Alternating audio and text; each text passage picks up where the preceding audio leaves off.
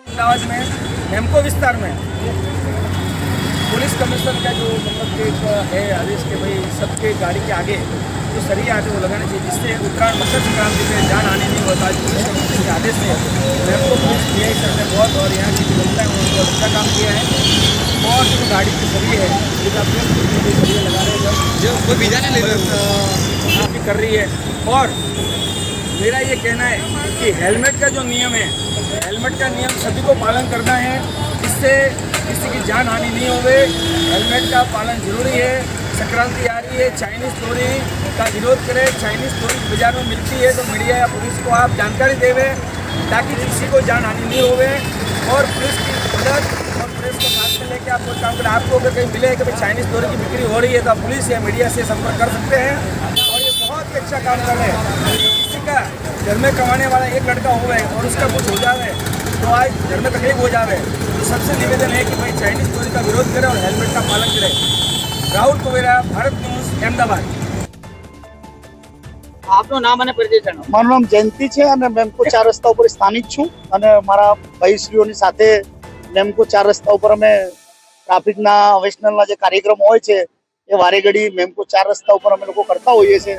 આજે સાહેબશ્રીની સાથે રહી અને ઉત્તરાયણ નિમિત્તે જે દોરીઓના કારણે ગળાઓ કપાય છે, લોકોને તકલીફ થાય છે, એના માટે અમે લોકો ટ્રાફિક કમિશનરના જે ગાઈડલાઈન મુજબ અમે લોકો પોતે સળિયા લાવી અને સાહેબ લોકોની સાથે રહી અને ટ્રાફિકની અંદર બધાને સળિયા લગાવી કે બાઇકની ઉપર અને એમને તકલીફ ના પડે એ માટેનું આ કાર્યક્રમ યોજાયો છે મેમકો 4 રસ્તા ઉપર। અને બહુ સાથ સાકાર અમને પોલીસનો અહીંયા મળે છે મેમકો 4 રસ્તા ઉપર કે જે પોતે ઊભા રહીને આ સળિયાઓ લગાવડાવડે છે અને એનાથી કોઈને જાનહાનિ અને કોઈ તકલીફ પડે નહીં। આવનારા દિવસોમાં આ રીતના સેફટી ગાર્ડના જે કાર્યક્રમ છે ક્યાં ક્યાં કરવામાં આવશે? આ આખા અમદાવાદમાં કાર્યક્રમો ચાલી જ રહ્યા છે પોલીસની ગાઈડલાઈન મુજબ।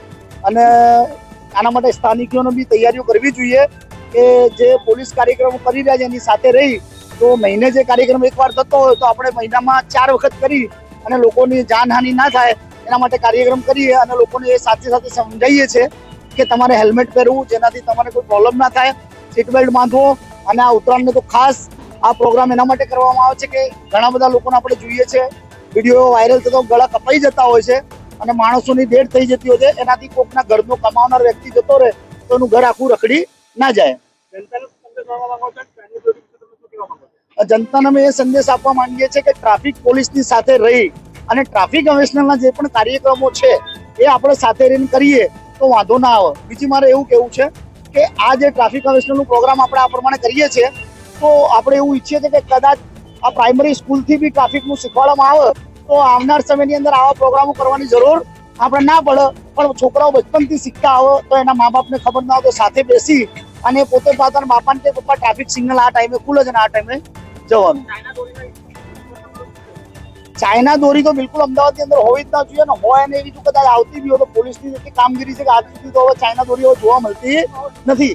પણ પોલીસને કદાચ ધ્યાનમાં દોરાય ને કોઈ આવું ધ્યાન દોરે તો એના ઉપર કાયદેસરની કાર્યવાહી પોલીસ કરે છે।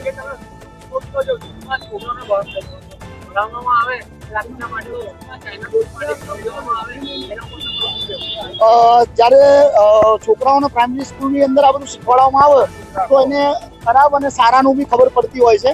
તો એના માટે સાહેબોને વિનંતી છે કે ચાઇના દોરી જો સ્કૂલની અંદર શીખવાડવામાં આવે તો આ પ્રોગ્રામો વારે ઘડી કરવાની જરૂર ના પડે અને એનાથી ઓટોમેટિક વ્યવસ્થા સચવાઈ જાય।